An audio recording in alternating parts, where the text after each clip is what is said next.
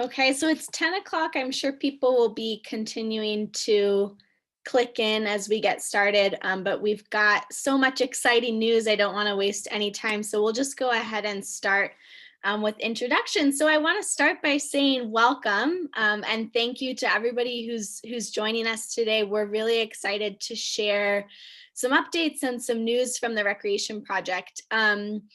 I want to start by inviting maybe some familiar faces to some of you to say hi. So I'm really excited. We have John Mayberry, who's the chair of our board, and Casey and Zach Hoynes. Zach sits on our board, and Casey and Zach were part of the original crew that moved out to Gulu and started the Recreation Project. So I just want to give them a chance to say hi and just say a few words about their journey with the Recreation Project and why they're excited to be a part of our next phase of growth. So why don't we go ahead, John, do you want to start?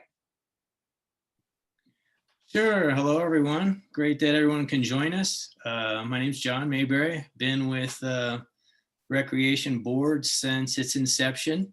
So it's great to see some of you all again and some of you new. I'm excited about the next phase of the Recreation Project because I'm just really excited about what the Recreation Project does for people. This summer I had a couple of backpacking adventures myself with some friends, and we had some obstacles to overcome. And as we shared in that process and just enjoyed being out in the world around us, overcoming adversity, it just reminded me that that's what we're doing at the Recreation Project. And the feeling that we had from doing that also, there was a growth in our relationship, renewed intimacy, but also something that in the future, when I experience fear or adversity, that I'm going to have something to reach back to of overcoming. And I see that that's what we do a lot with the Recreation Project. So I'm excited that we're able to reach out to new areas and to move forward and give other people, new people, opportunity to experience that. So thank you. Good work. Thanks, John. Okay, Hoynes, over to you. Hi, guys. I'm Casey, and this is Zach, and we're so happy to be here. We're coming at you from Kampala, which is about 5 hours south of Gulu, and we're really happy to be here. Our story is that, if you don't know us, 10 years ago, we were living in Denver, Colorado, and we quit our jobs and sold all our stuff, and we moved to Gulu, and we did that because we believed in a beautiful dream that at the time Ben Porter and Charles and a little group of nuns had for a magical forest in northern Uganda. And that dream was that it was really simple, that play and nature could be transformative. And we believed it. And 10 years later, here we are, 8 years in Uganda, 3 little kids, and we're still walking beside TRP and the team because we still believe in that simple dream. Yeah, and just as everyone's experienced such a transformative time in the world in the last year with the pandemic, it's just been really nice to think about how the social connection that so many of us have missed this year, the moments of play with our friends and with each other, that we realize how valuable that's been to all of us, and to reflect back and think about how much has happened in that forest over the last 10 years, how much play and how much development has really taken place is something that I think can get a lot of us through these difficult times. And that transitions to the last thing I just want to say, which is we're just super excited about the future of the Recreation Project. The staff is amazing. The growth that's happened over the last year from really getting a better sense of where we're going and what the mission is just continues to excite us to come alongside and support all of the people that work at the project, and Hannah as she gives leadership and support. So we're just excited to be here and be a spectator and listen to all the great things you guys have done tonight. Thank you. And thank you guys for being with us this morning. Now I'd love to introduce kind of the main event. I don't know that I introduced myself. My name is Hannah McCandless. To those of you that I haven't met yet, you've probably seen my name on an email somewhere. I joined the Recreation Project as the managing director about 1.5 years ago.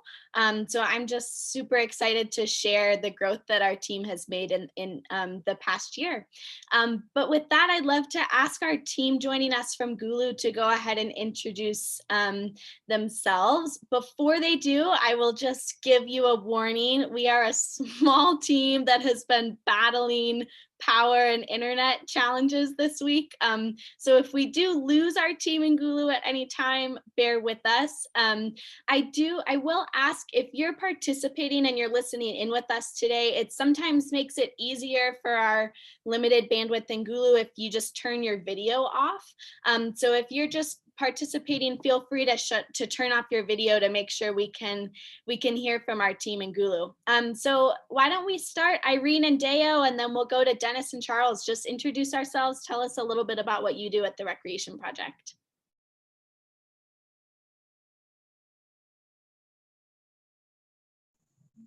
Hi everyone, my name is Rajkara Gracias. I'm from Gulu, born in Gulu, but now from the district of Omoro, which is the neighboring district of Gulu, just stated away from Gulu. So I've been working with the Recreation Project now since 2013. No, since 2016, I joined TRP from the piggery training when they had piggery program.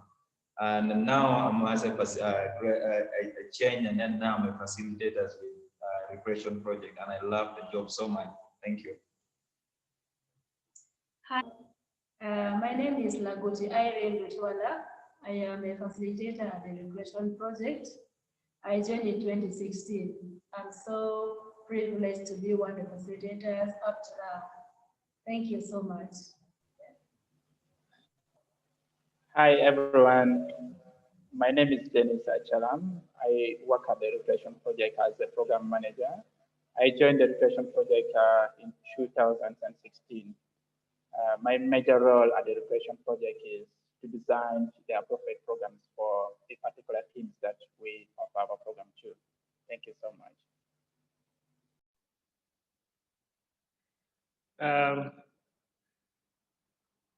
Good morning for those in the United States, and good evening for those in Uganda. It's quite exciting to see the familiar faces like Zach and Casey, John. Yeah, my name is Charles Ugeno. I am the operation director of the Recreation Project, and I am responsible for quality programming, business development, operation of programs, and I am also assisting in financial management. Thank you. Great, thank you, you guys. So I thought we would start by just having Charles talk for a couple minutes about what has changed in Northern Uganda since 2010. I think many of you who have been involved from the start, you probably were around when our role was really to respond to the end of a crisis and a conflict in Northern Uganda. But I think that region's just seen tremendous change since then. So Charles, why don't you tell us a little bit about what has changed in Northern Uganda since Ben and Kimball and Zach and Casey moved out there about 10 years ago?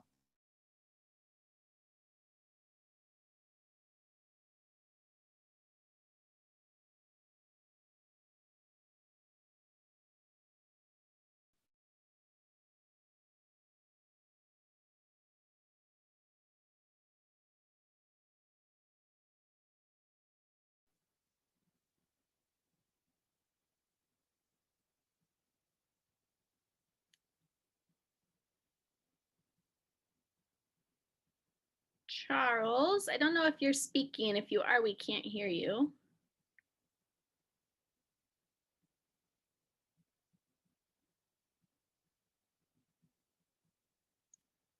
So Charles is going to use my computer. Yeah, thank you, Anna. Well, 10 years ago, that's the time when I joined the recreation project. And a lot has changed in Gulu. Gulu has become a city, and new roads have been constructed.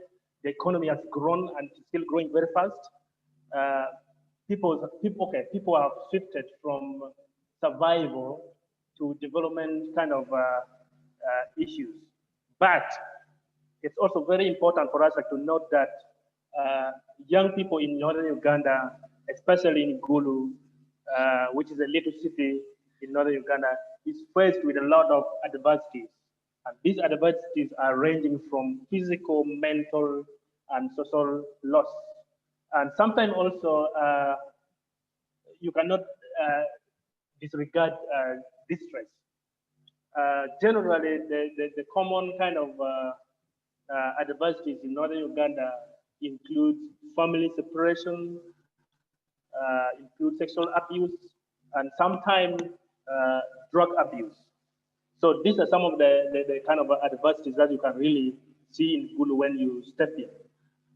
However, it is also important for us to note that the government, even the community, or even the family level, no one is talking about these adversities. And this is why I'm very excited at the moment, because I feel the recreation project is doing the right thing of kind of tackling these adversities that young people are going through. In northern Uganda, when you come, there's kind of a new term, which is an actually word. It's called a go. And a go is a name given to blend these young people who are struggling with life. It's a name given to a person who is unemployed. It's a name given to a young person who is there on the street. It's a name given to that person who is really not having anything. So they kind of nickname them a go, which is a common term now in Gulu. So for now, thank you. I'm going to stop here. Great. So despite the adversity that kids face in northern Uganda, we also feel that there's tremendous hope and tremendous potential in young people. 70% of Uganda's population is under the age of 30. And so at the Recreation Project, we feel like it's our responsibility to help unlock and help kids fulfill that potential by preparing them to thrive and preparing them with the skills that they need to overcome the impacts of adversity. And so that leads me to kind of presenting what our new mission statement is. So about a year ago, we got together as a team and we just talked about the situation that youth are in and revised our mission to be that we're on a mission to prepare young people to thrive through outdoor adventure and transformative play. And we'll talk a little bit more about what that thriving means in a second. But Adam, if you want to go ahead to the next slide. I wanted to give a little more context to what Charles was discussing with adversity, and kind of share some technical background. So there's this concept called adverse childhood experiences, which is becoming more and more researched here in the US, but also around the world, which is this idea that when kids are exposed to out of control adversity and trauma, so physical and emotional abuse, exposure to substance abuse, maybe family separation, those experiences and environments lead to some consequences later in life. And I think that link between negative childhood experiences and challenges later in life maybe isn't that revolutionary, but the science that has come out in the past few years is why that happens. And actually these experiences and environments are changing kids' biologies. So it affects their hormones, it affects their neurological development. And that's why later in life, kids are facing higher rates of substance abuse, higher rates of chronic disease, higher rates of mental illness. But the treatment is really not that crazy. It doesn't require advanced psychotherapeutic interventions for most kids. It doesn't require necessarily $1 billion public health investment, although that would be great as well. But really what the solution is, what the answer is building kids' resilience and building loving and supportive relationships. And with those two things, kids are then more likely and more prepared to thrive, and they're actually able to heal and to overcome the impacts that are caused by adverse childhood experiences.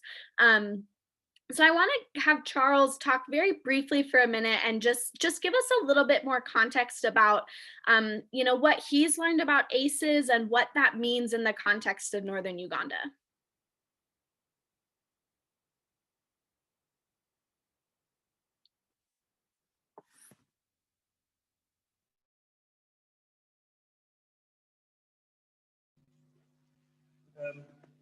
Yes.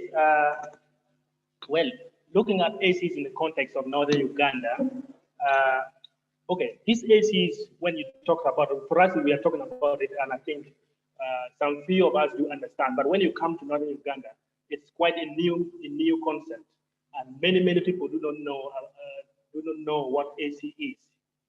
But the most important thing for me is kind of how people are keeping quiet about what is happening around us. And this is what we are doing. But when you move around, NGOs have been here, but none of these non-governmental organizations have talked about ACEs. Government is here, but they're not talking about it. The community is here. No one is talking about ACEs. And this is why I think it is very important for us. When we are talking about ACEs, for people who have been here in North Uganda, I think you have witnessed, I think Zach, Casey, Kimball, Ben, and whoever has been here in North Uganda, probably you have witnessed a school child, a school kid being beaten by a teacher as a method of teaching. Probably maybe you have also witnessed at family level, a child being beaten by the parent or even by the neighborhood, by the neighbor. So these are the things that we are talking about. And for us, we feel like it's very important, like for us, for the community, like kind of like to understand this. And this is why we are trying like to do it with these young kids so that they do also like kind of be aware of it. We're trying like to reduce the impact in their life.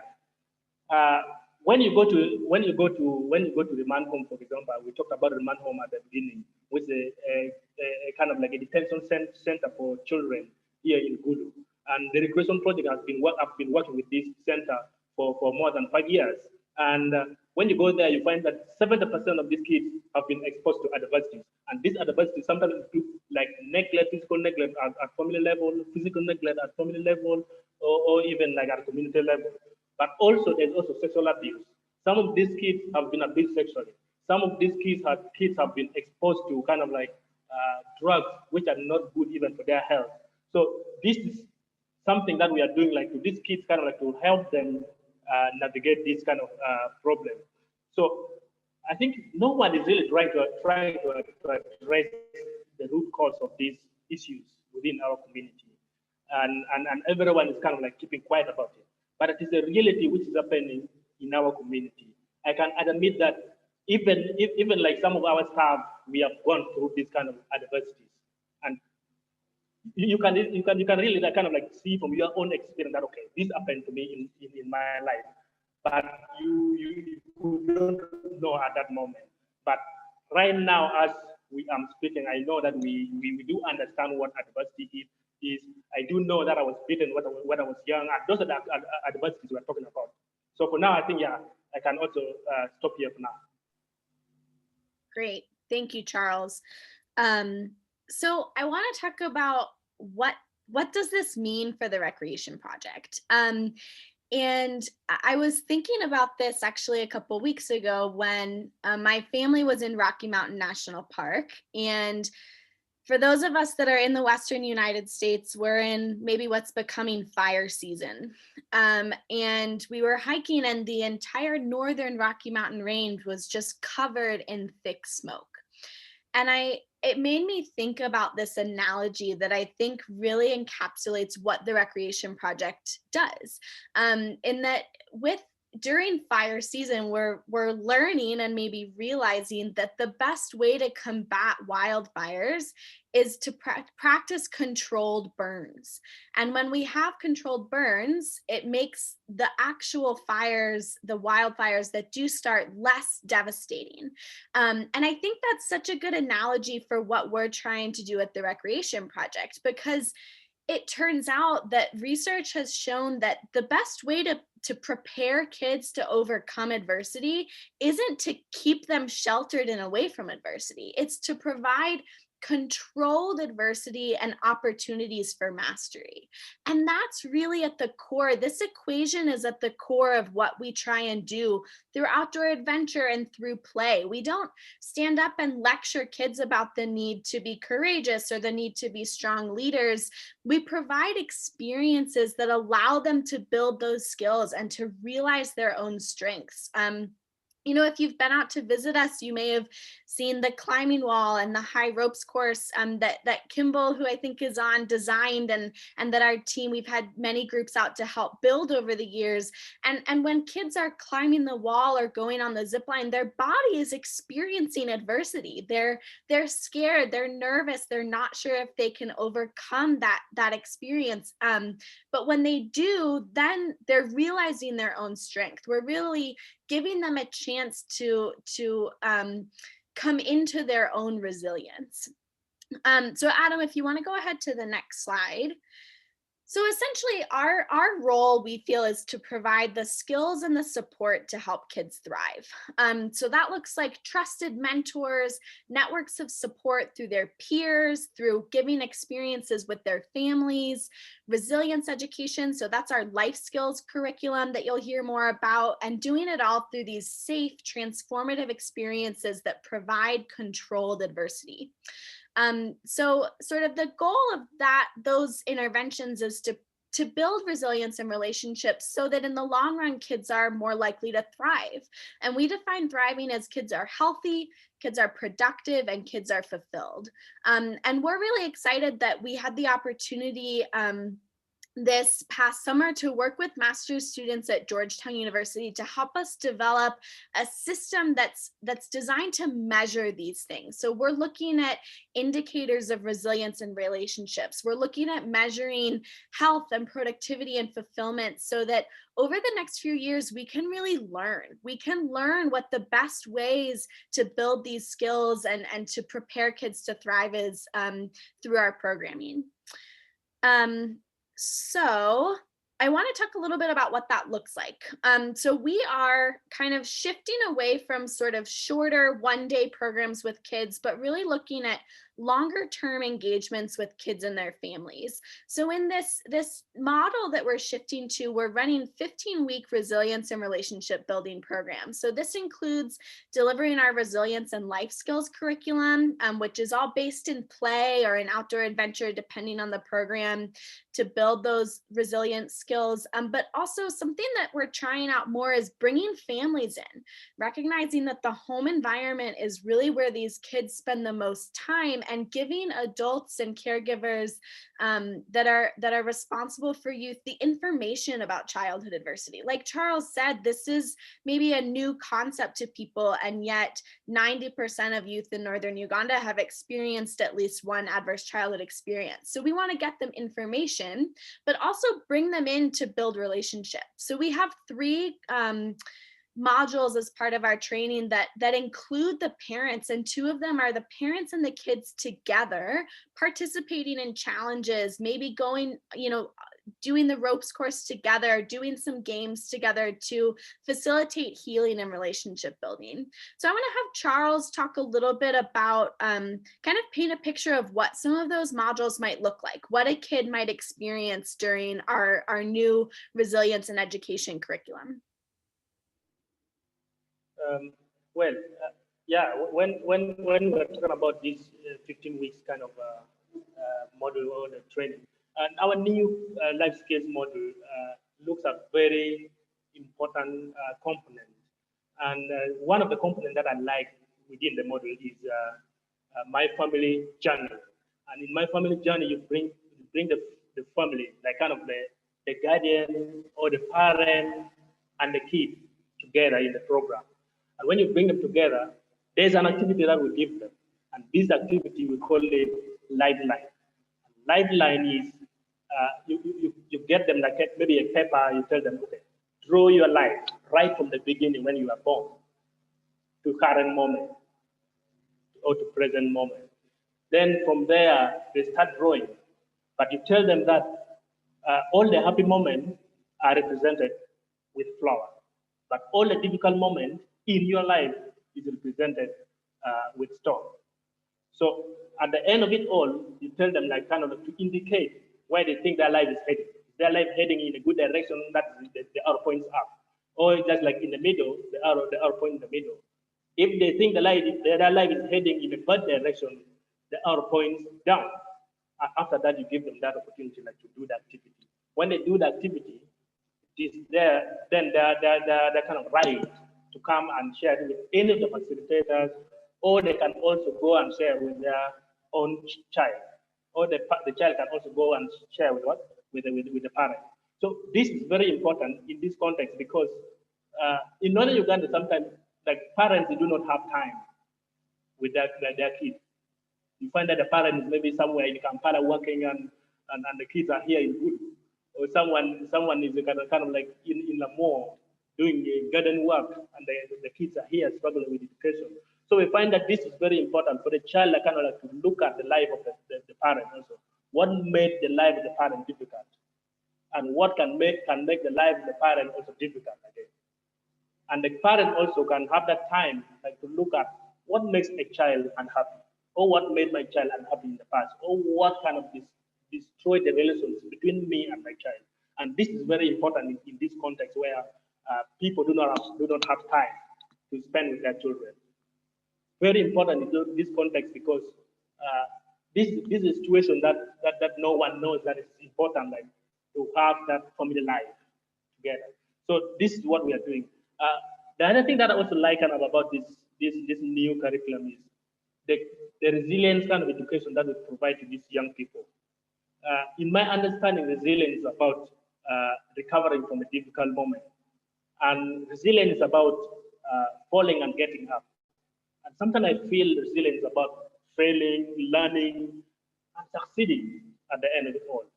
So how do we do this? How do we provide this resilient education?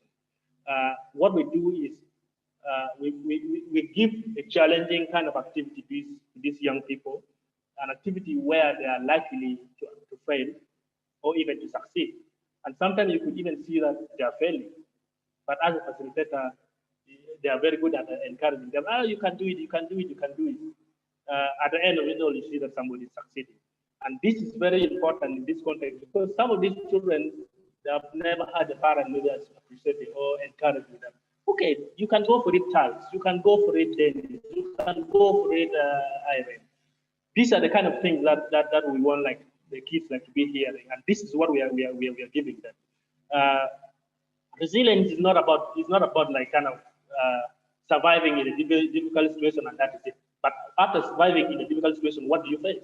Do you face an encouraging moment? Do you face a moment where someone can let you learn or not? So, for example, we have this spider's web in the forest, and this spider's web is an activity that we give to these young people. And in the spider's web, you get them on one side of the spider's web, and you tell them, as a team, your main goal is to cross over to the other side of the spider's web. But when you touch the spider's web, well, the spider will come and bite you. But in this context, the spider will be the facilitator to give you a challenge.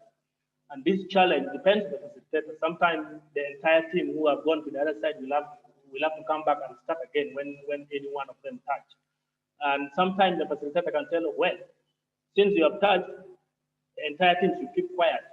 And maybe the facilitator can take someone who have always been quiet in the team and say, someone like this can lead.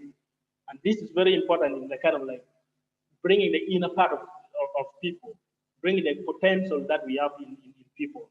So after doing this kind of activities, what we do is we debrief them and we ask simple questions that anyone can answer. For example, what happened and why? What made the activity difficult, for example? How can you apply this in your real life situation? And this is something that we want like them like to reflect in their real life situation also.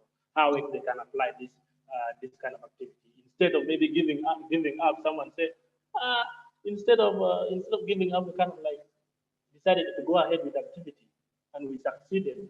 So it is important not to give up in life. And when you hear that, that makes me as a person very exciting and enjoy the work that we are doing. For now, yeah, I'm going to stop here. Thank you.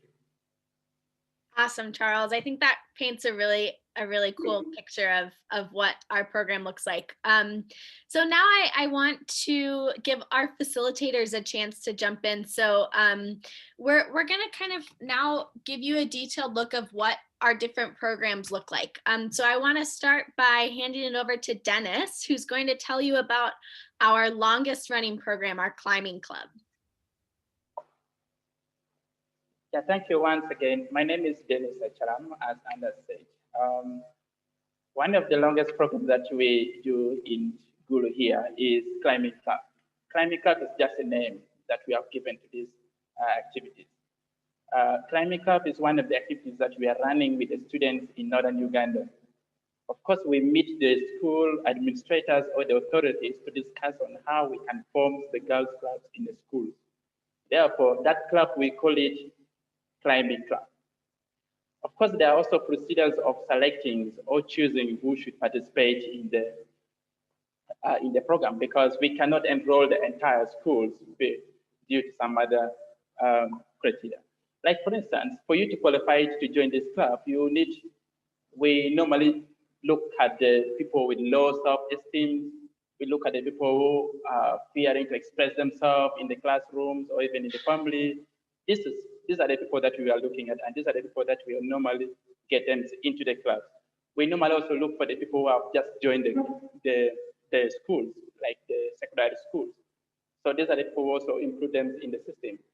Now, with this program, we do these programs for 4 months. The students comes to us every week, and we normally choose Saturday, because Saturdays they don't have the normal class in their respective schools. So in every Saturday they come to our locations, and then we do the programs with them. So for about 4 weeks. These students, we normally focus with them on several things. Like, we focus on the basic life skills that they do need them every day in their living, either in the schools or even at home. One of the life skills that we do focus on how to do leadership programs, because the problem solving, how to make good communications and imaginative thinking, how to solve conflicts, how to manage your stress, because those are the students, as long as they have stress, sometimes they might even affect their classroom. So we give them all those things, and even peer pressures. Those are the things that we use to focus with the Climbing Club. But also, I love it because we don't just lecture them with those things, but we give them through experiential learning. They learn as they do it. They participate, and then they learn, as Charles mentioned something again at the debrief. So in the process, they also get to learn some of these things, and they say it by themselves. And that's what I like about this program. And also, we take the students to climb the real rock, of course, at the end of it, of which we call it excursions program. At the end of the life skills, we take them to climb the real rocks. Of course, by climbing the real rocks, they're able to learn a number of things, of how they can face challenges in their life, of how they can overcome it. And also from there, they're able to share with us their life experience. Of course, they also draw their life, how they have been going through. They mark it with stones and also with flowers, as Charles explained something at the beginning. So that is something which is really interesting. And sometimes you even see a child breaking into tears because they really have challenges, but they were not able, or they were not given a chance to express themselves. But through these programs, they're able to do it. To me, this program has been so much helpful to the participant and also to the community at large in very many ways, including the performance at schools and even the behaviors in the communities. So because briefly in Northern Uganda here, girls are not given enough chance, because our program also focuses on girls. So because girls are not given enough chance to participate in decision making or any family involvement or family activities, girls are not given that chance. So for us, we do with girls here. This is just like an eye-opener to me, to both the schools, to both the parents, and also to girls, that girls, they can do more than they think they can do, because we give them back the confidence that they have been losing, because every time they're at home, they just given chance to prepare just meal or to work in the kitchen only. But from our programs, we give them more than that. We give them a chance to do extra things, like to make choice for themselves, to experience it, and then they have to learn on it. That's what I can say about that. Thanks, Dennis. Do you want to tell us a quick story about what you think shows the impact of Climbing Club? Yeah, sure. I was so much impressed in May during the lockdown. When I was shopping in town, of course, one of the parents who met me in the shopping mall because I was putting on the T-shirt and just came close to me asking me that, hey, do you work at the reflection project? Because he showed me putting on the T-shirt for the reflection project. And he came to me asking me whether I work at the reflection project. After me saying, yes, I do work with them, he started appreciating me in many ways. Like, thank you so much for making my daughter earn a better grade in her level, because she's now able to express herself. She has the confidence in future. She can talk about future now. She can take care of her siblings. She can show a sign of leadership, of which the parents was really, really, really impressive with the program. So to me, I feel like even the parents are having chance to learn and also to have a better time with their children because of this program. And this is just like an eye opener, as I say, to both parents and also to students as well. Thanks. That's awesome. I love that. Thank you, Dennis. Great. I think now we'll go over to Deo, who's going to tell us about our work with children in conflict with the law. Thank you so much for this amazing opportunity. Yes, I want to talk about the remand home. And whenever I hear the name remand home, I really get concerned, because it's really touching, and then especially what takes place and the kind of people who are there. So basically, if you hear the word Gulu remand or remand home in Uganda, it's a juvenile center where juveniles who have committed crime, they are below the age of 18, have committed crime, and they are always taken and kept in those centers. It's like a rehabilitation center, but literally it's not much rehabilitation, because nothing much is being done to support, unless independent body like TRP goes and then maybe try to do activities with them. So Gulu Remand Home is basically started by Gulu District Local Government sometime back, but later on the government took control over it, and then now the central government is the one running the Gulu Remand Home. However, Gulu Remand Home is the only juvenile center in northern Uganda, and that means it serves over more than 10 districts now, because they are newly created districts now. So more than 10 districts, and then these 10 districts, all the children who conflict with the law are brought in the remand home. So there's a congestion there. There's so many things that happen there. But basically, I want to talk a little bit of our purpose, the reason as to why we go there. Basically, why do we go there? We go there to train them basically the basic life skill. My colleague Dennis talked about, we train the life skills also to the climbing camp. That this is also the same thing we extended to the remand home, because these are the children, after they've been arrested and brought into prison, they lose the high self-esteem that they would have even if when they were out, but they will now have very low self-esteem. They cannot, they would want to know how to solve a conflict, to resolve a conflict, or maybe to ask for forgiveness from the people that have committed a crime too. So basically, that's why we come and train them. We train them through different activities Charles talked about, the family, the lifeline, kind of those, all those activities. We involve them in doing activities, but we also prepare them for the new life after the remand home. Because these children, when they have been brought, they have brought in so many other crime related. There are others who have murdered people in murder cases, rape, defilement. Those are the major crime. But also there are these petty crimes, stealing on the streets and then kind of those things. And maybe taking someone's bag from the street, maybe stealing someone's chicken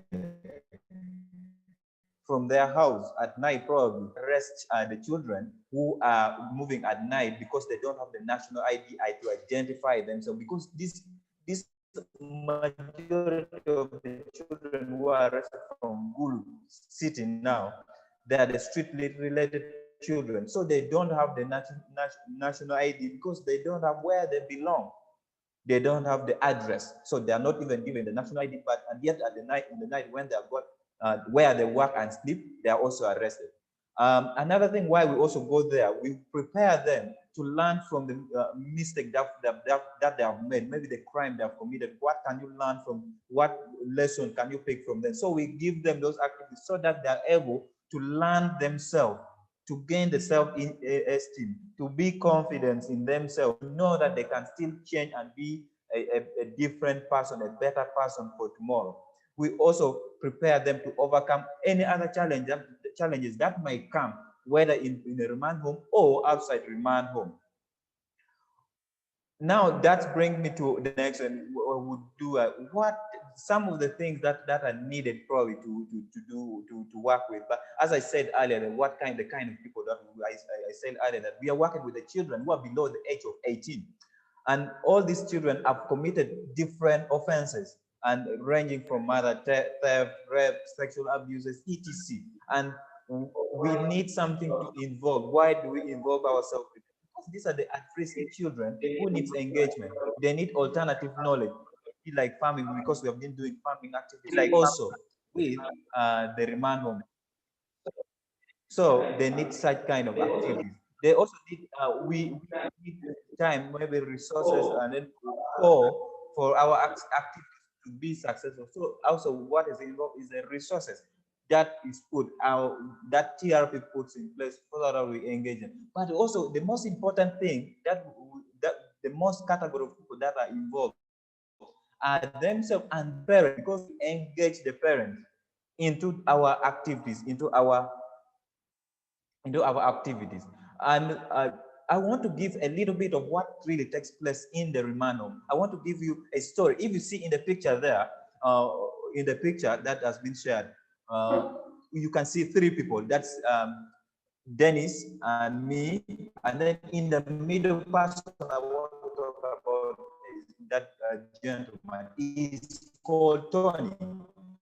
Tony was born in remand home, and he was sentenced. We took training throughout the whole home, but training, we went and visited him with his play. The father tested his room, is always at home. He does the work, he remains at home with him, and then they go to the garden. He does all the work at home. But this is just one example of the many of the remand home kids who are now the ex of remand home, who are doing amazing work already. There are others who have, after remand home, they have gone back and then they've taken training on mechanics. They have taken training on carpentry and many other activities, other border, the means of transport. For those one who have been in Gulu, no, if I said border, what it means, this is a motorcycle, that means of transport where a motorcycle carries a passenger. So many of them, they have become borders in Gulu, in other neighboring districts, because we don't only deal with Gulu, but also other neighboring districts of Kitgum, Lamore, but there are more. So those are the kind of things that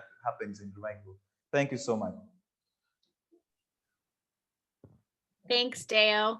Okay, I want to introduce Irene, who's going to talk about a program that's new in the past couple months that we developed specifically to respond to the needs that were emerging of youth during COVID-19. So Irene, over to you.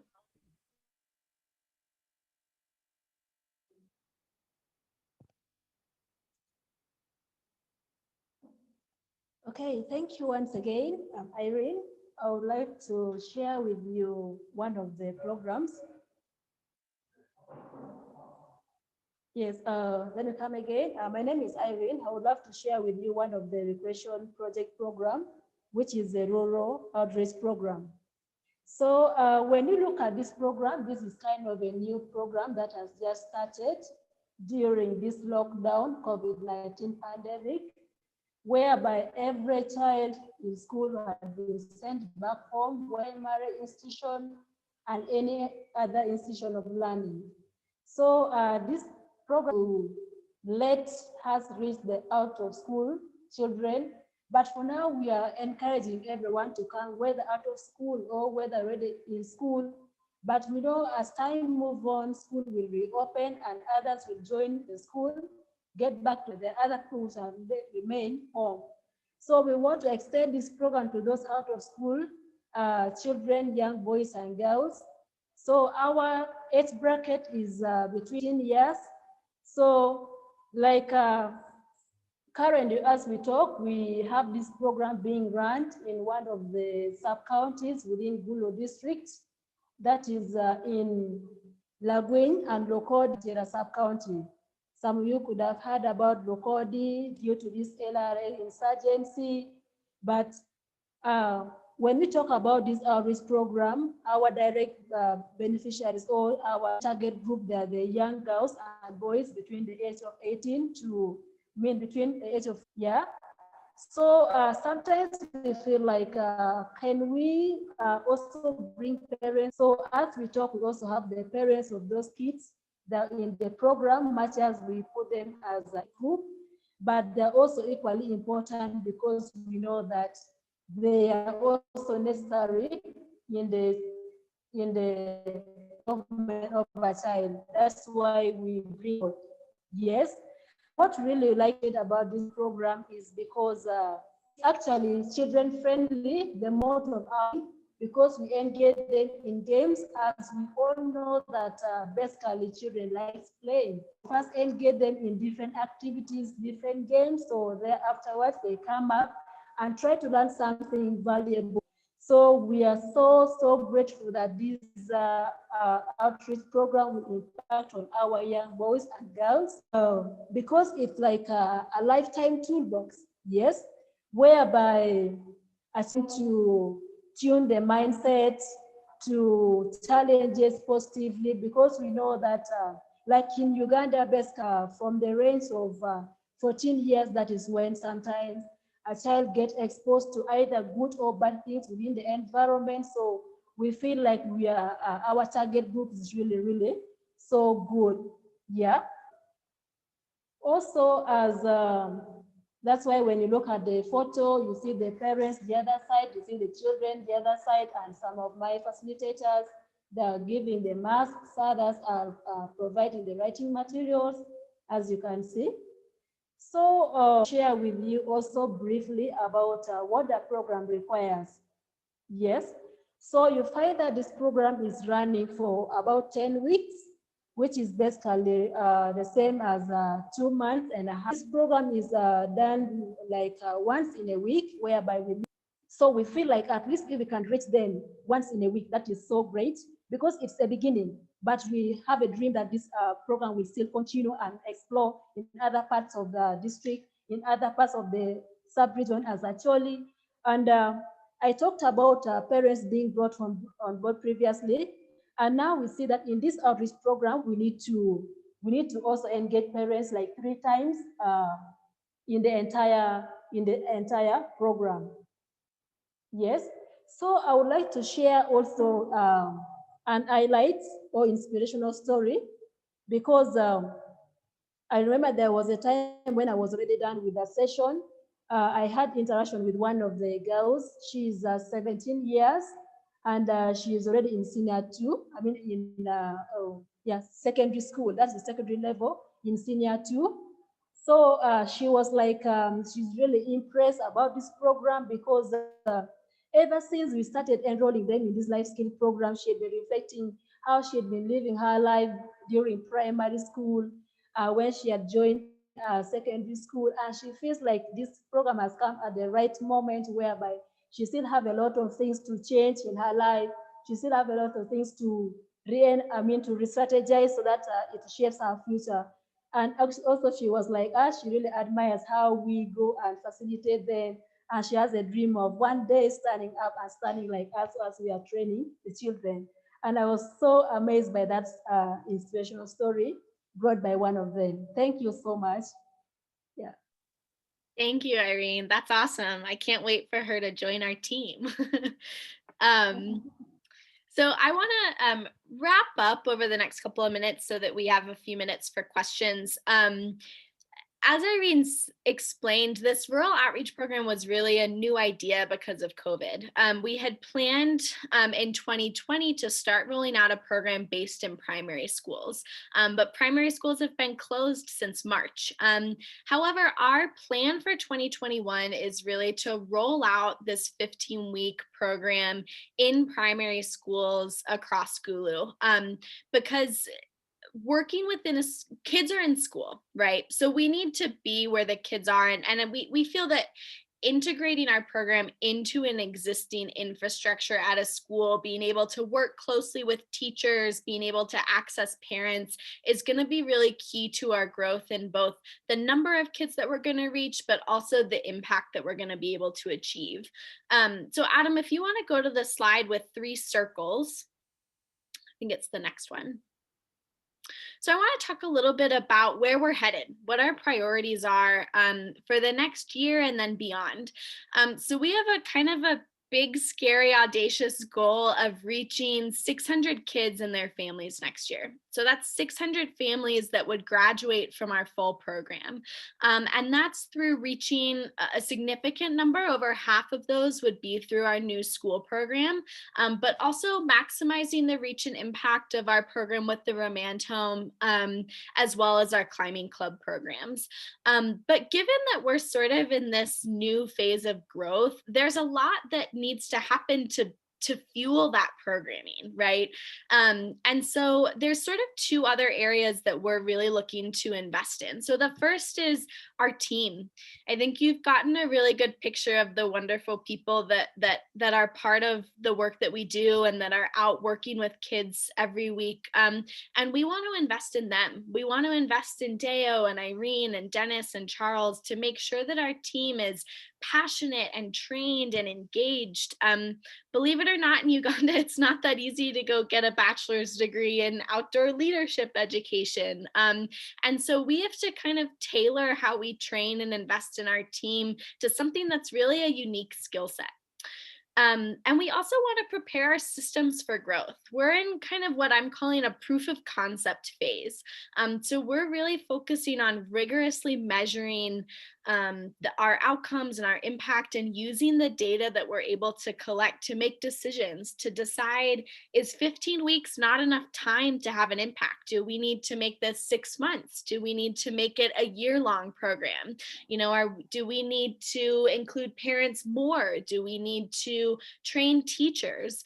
So we really want to learn over the next couple of years, and that requires a pretty rigorous system to have in place, as well as sort of what's our staff training systems, what do we need on the financial system side, all of this behind the scenes stuff that needs to be in place for us to reach 600 families and more in the future. If you go ahead to the next slide, Adam. Go ahead to the next one. So I want to talk a little bit about how you can get involved in our work. And there's 3 areas that I think about when I'm speaking to people about how they can help us. And that's investing, inviting, and championing. So I'll start with investing. So with our goal to reach 600 families next year, we have a goal to double our annual budget, which seems a little scary and daunting, but I think it's possible. So our goal is to raise $200,000 to make this happen next year. And a really good significant portion of that comes from monthly donors who have supported us for many, many years, and we're super grateful for that. And so as we seek to expand our base of partners, we're hoping to raise $25,000 by the end of the year.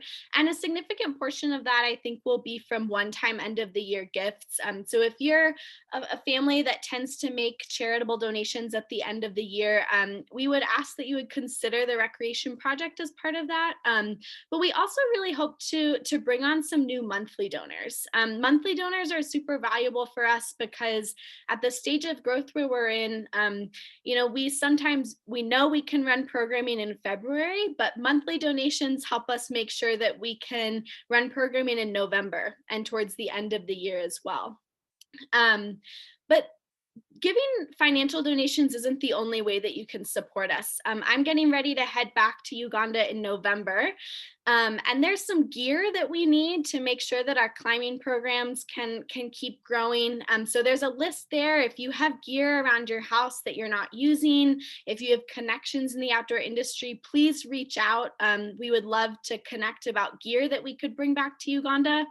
And also devices. I think laptops and phones are a big expense for us. And so I think often within our homes or our, offices, we might have additional devices. Laptops are needed for our staff, as well as tablets and smartphones that we can use for our data collection as we are rolling that monitoring and evaluation system out. So Adam, go ahead to the next slide. But championing and inviting people to be a part of our work are also really great ways that you can support us. I have put a list here. I want to highlight a few things. We've brought in almost $8,000 over the past 3 months that are just from individuals like actually Zach and Casey and my parents, and some of you might have seen Ben Porter did fundraisers for birthdays or for anniversaries. So that's a really fun way that you can support us. Maybe asking if your employer has a donation matching program. That's a really good way to double the impact that you can have if you are giving. But really the last thing is just talk about us. If you find our work interesting, tell your kids' sports team or your friends at your climbing gym or the person next to you at line as you're waiting for your coffee. We're a small organization, and a lot of people that come to us, it's because they heard about us from somebody that they really trust. Go ahead to the last slide, Adam, the photo. So I wanted to kind of close before we open it up for questions. It was something that Casey said that I really appreciated, was that part of this idea was to build this magical forest in TRP or in Uganda. And I think if you've been to Gulu and you've seen our forest, you know what that means. I think for me, the first time I walked in to the forest where we have our outdoor adventure center in Gulu, it really felt magical, like with the trees and the way the light comes in. But I think what I found over the past year and a half is that there is a lot of magic in that forest, but there's also just transformational magic in what we do. And that when we leave the forest and we go to the remand home or we go out, this is a photo from Laguine Village where we're working with our rural outreach program. I just think there's something magical. I think about the remand home and how we go Wednesday and Friday afternoons. And this is a facility that's really underinvested in. And it's a hard place. There's hard stories, there's hard experiences there.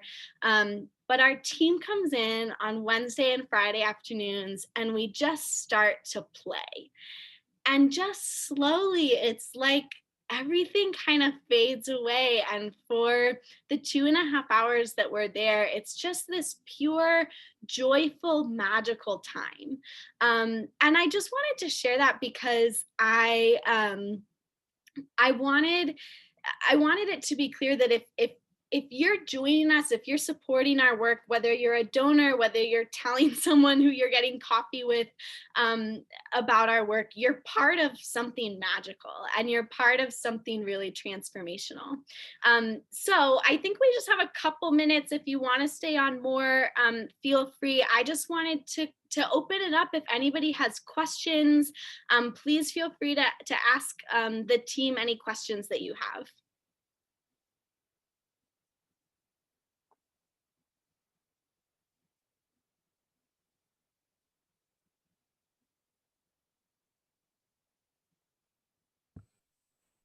Hi, this is Joe.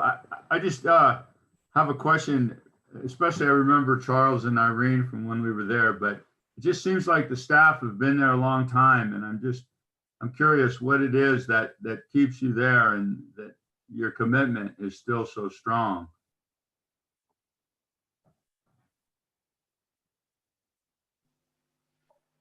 Can I answer it straight away? Or? Please, go ahead. This is Charles. have been with TRP right from the beginning, and I feel TRP is part of me. TRP is part of my family, and the most important part is like, what do I give to my community? What do I provide to these young people who are going through what I've gone through maybe in the past? And that keeps me going. That keeps me like to love the project, because I feel it gives me that space, like kind of like to provide to the community something new that never existed. When Zach, Ben, Casey, they were talking about the question project, and they were showing me the highnesses. They were showing me helmet, and I was like, can I take this helmet and put on my head and run with it, like using my bicycle? It was something very new, and the highness looked like a panty to me. I was like, oh, what is this? What is this American, crazy American thing? But I kind of like took interest because it's something that I've never seen. It's something that never existed within my community. So yeah, that kept me kind of like pushing, kept me kind of like loving the project. I feel I should be part of it every time. So yeah, that's what I think. Look, can you see that picture? Okay. Yeah. Yes. Yeah. Thank you so much, Jill, for your question.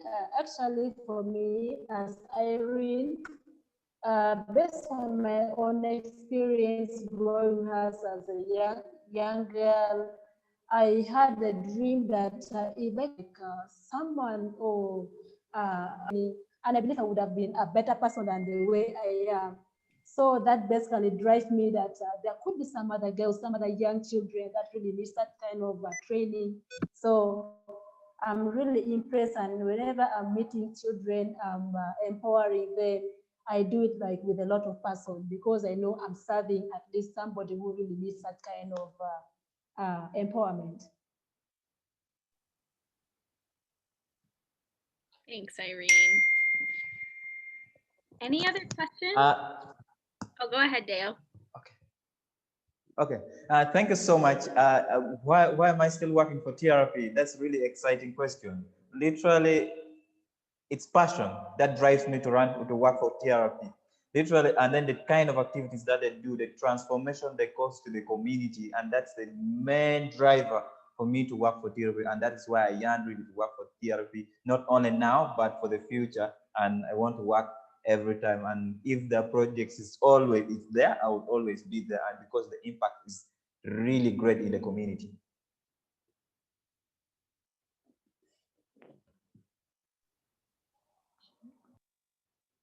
Awesome. You guys gave me goosebumps. Any other questions? Anyone have anything you want to know from our team?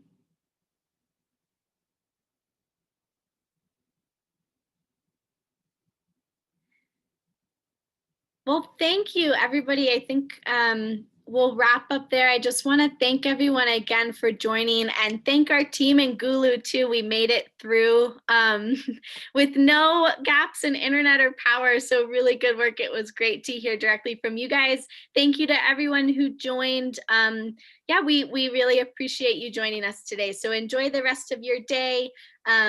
Liz, yes, we'll share a recording so that you can share with others as well. So thank you all for joining, and enjoy the rest of your day.